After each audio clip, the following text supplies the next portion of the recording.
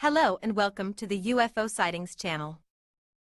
The footage up next was captured in 2019 by the United States warship Ralph Johnson. It was recently declassified in June 2022. I think the reason it was declassified is because there's not much to see in the footage, but I thought I would post the video anyway. Thanks for watching. This is CTR-2 Christensen reporting from USS Ralph Johnson operating off the coast of Southern California.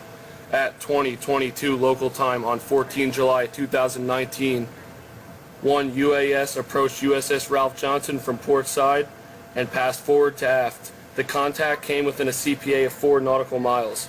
The interaction to this point has been safe and professional. USS Ralph Johnson will continue to track and report.